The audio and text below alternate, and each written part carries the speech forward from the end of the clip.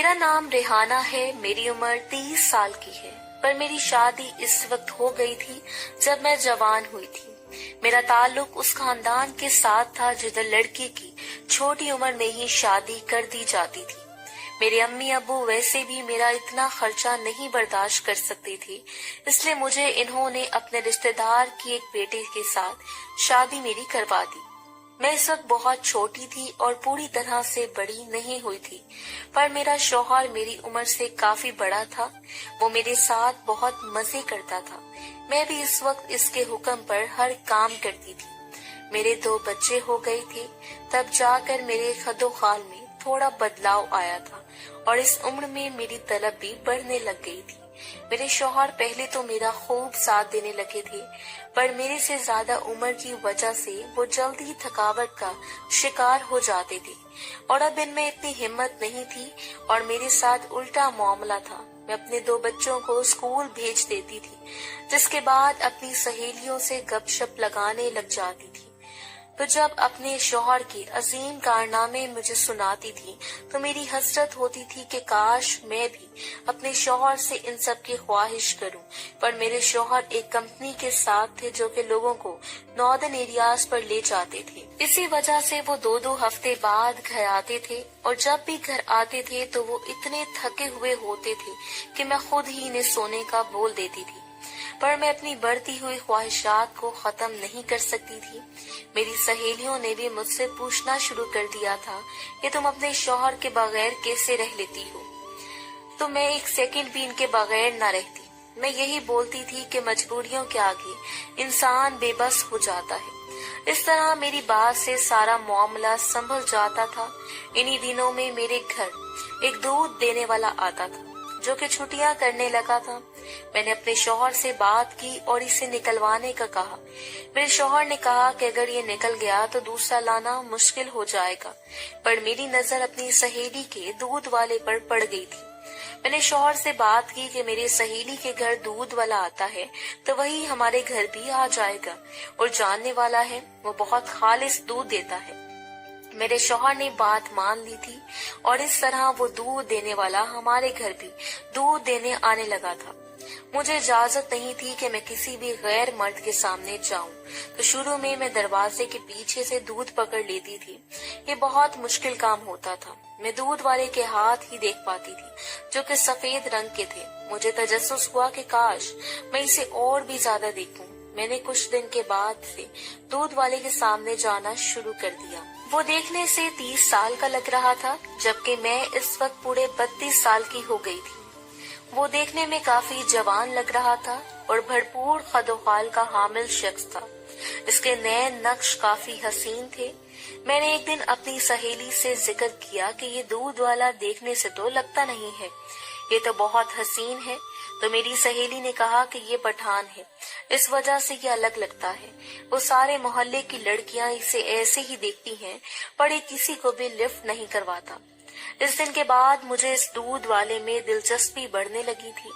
मैंने इसे बहकाने का मंसूबा बनाया था।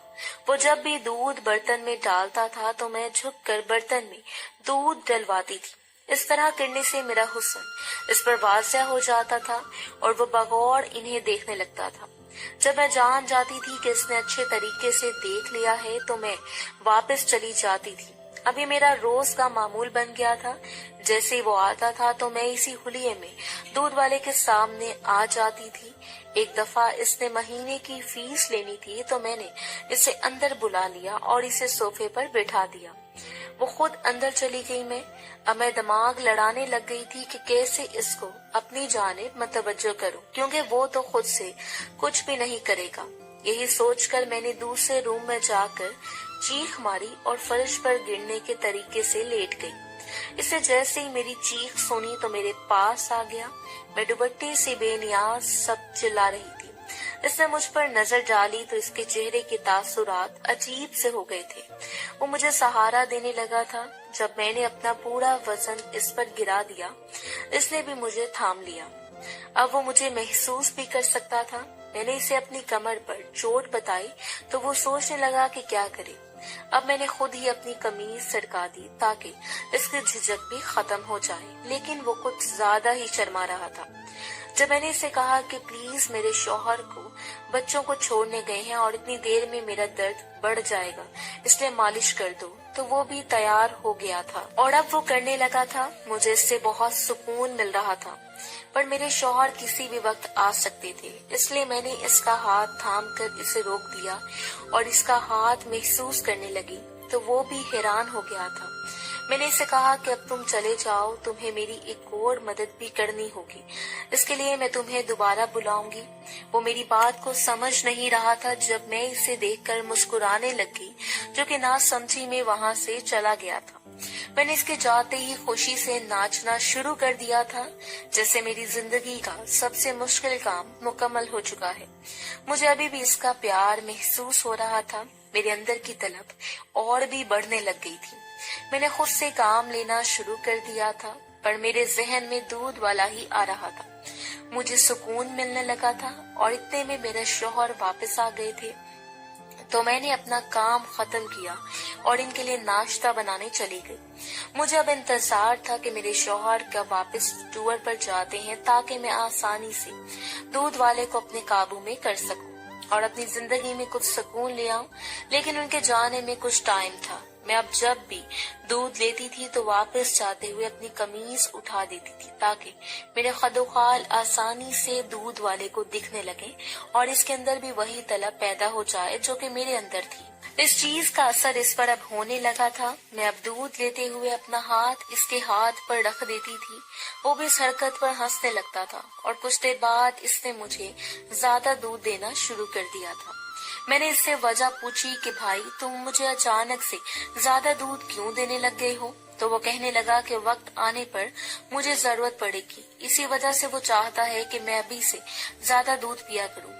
مجھے معلوم تھا کہ اس نے مجھے سگنل دیا ہے۔ اب مجھے اپنے بوڑھے شوہر کے واپس جانے کا انتظار تھا کہ کچھ دن بعد مجھے معلوم ہوا کہ میرے شوہر 2 ہفتے کے لیے پھر سے ناران جا رہے ہیں۔ مجھے بہت خوشی ہوئی تھی، میں نے خوشی خوشی انہیں رخصت کیا تھا۔ اب بس مجھے اگلی صبح کا انتظار تھا تاکہ میں دودھ والے کو اپنے جانے کی دعوت دے سکتی۔ اگلے دن دودھ والا جیسے ہی دودھ دینے آیا تو میں نے آج اسے کہا کہ گھر پر کوئی بھی نہیں ہے۔ وہ میری بات سمجھ گیا تھا اور میرے ساتھ ہی گھر کے اندر آ گیا۔ میں نے اسے کہا کہ دودھ ابال کر آتی ہوں۔ کچھ ہی دیر بعد میں واپس آئی تو وہ سو گیا تھا۔ مجھے پتا تھا کہ روز لوگوں کے گھر دودھ دے کر تھک جاتا ہے، اس لیے میں نے سوچا کہ کیوں نہ اسے وہ سکون دوں جس سے اس کی ساری تھکاوٹ دور ہو جائے گی۔ یہی سوچ کر میں اس کے پاس جانے لگی اور اسے پیار کرنے لگی تھی۔ وہ مکمل نیند میں جب ہی میں نے اس کا کام کرنا شروع کر دیا، کچھ دیر بعد ہی وہ مزے سے آواز نکال رہا تھا۔ میں جان گئی تھی کہ اسے سکون مل رہا ہے۔ وہ اب نیند سے اٹھ گیا تھا اور مجھ سے پوچھنے لگا کہ میں یہ کیا کر رہی تھی، تو میں نے اس سے کہا کہ میں تو بس اس کی تھکاوٹ دور کر رہی تھی۔ تو وہ چپ ہو گیا۔ میں سمجھ گئی کہ اس نے مجھے اجازت دے دی ہے، پر اس حلیے میں مشکل پیش آ رہی تھی۔ جب ہی میں اسے آزاد حلیے میں آنے کا کہا تو وہ میری بات کا مطلب سمجھ چکا تھا۔ کچھ دیر بعد میرے سامنے کھڑا تھا۔ میں اس کے جوش کو دیکھ کر بے چین ہونے لگی تھی۔ آج اتنے دنوں بعد میری مراد پوری ہونی تھی۔ میں نے اسے کہا کہ اب وہ میرا کام کرے اور اپنی پوری رسائی اسے دے دی تھی۔ وہ بھی میری جانب جھک گیا تھا اور میرے حسن سے فائدہ اٹھا رہا تھا۔ مجھے صحیح معنوں میں سکون مل رہا تھا۔ کچھ دیر بعد ہی وہ مجھ سے ہر طرح کا کام لینے لگا تھا۔ میں بھی مزے لینے لگی تھی اور بہت خوش تھی۔ مجھے ایک اور بات پتہ چلی تھی، وہ یہ تھی کہ دودھ والے کو اس کام میں بہت تجربہ تھا، تو میں نے اس کی تعریف کی جب وہ بتانے لگا کہ میں پہلی عورت نہیں ہوں جس نے اسے اپنے پاس بلایا ہے، بلکہ محلے کی جتنی بھی خواتین ہیں ان سب نے دودھ والے سے ایک دفعہ کام لیا ہوا ہے، پر وہ اس کام کے بھی پیسے لیتا ہے۔ تو میں حیران ہو گئی تھی، میرے پاس اتنے پیسے نہ تھے۔ جب ہی میں اس سے الگ ہو گئی، پر وہ کہنے لگا کہ یہاں معاملہ الٹ ہے، اگر وہ بھی مجھ میں دلچسپی لیتا تو میں حیران ہوئی کیونکہ اس نے پہلی مرتبہ میری تعریف کی تھی۔ کچھ دیر بعد وہ دوبارہ میرے ساتھ مصروف ہو گیا اور ہم دونوں نے ایک دوسرے کا بھرپور طریقے سے کام کیا۔ وہ جان گیا تھا کہ میری یہ طلب بہت پرانی تھی، جب اس نے مجھ سے پوچھا کہ شوہر ٹھیک نہیں ہے یا اس کے پاس میرے لیے وقت نہیں ہوتا، تو میں نے اسے بتایا کہ ایسی بات نہیں ہے، اصل میں میرا شوہر اب بڑھاپے کی جانب جا رہا ہے، اسی وجہ سے میری طلب وہ صحیح طریقے سے پوری نہیں کر پاتا۔ دودھ والے کو بھی اس بات پر مجھ سے ہمدردی ہونے لگی تھی۔ اس نے مجھ سے کہہ دیا تھا کہ اگر آپ کے شوہر گھر پر نہ ہوں تو دوبارہ آپ مجھے بلا لینا، میں آپ کا کام پورے دل سے کروں گا۔ میں بھی اس کی بات پر خوش ہو گئی تھی۔ اب یہی ہونے لگا تھا، جب بھی میرا شوہر چلا جاتا تو میں اسے اپنے پاس بلا لیتی تھی اور بچوں کے آنے سے پہلے تک ہم دونوں جی بھر کے کام کرتے تھے۔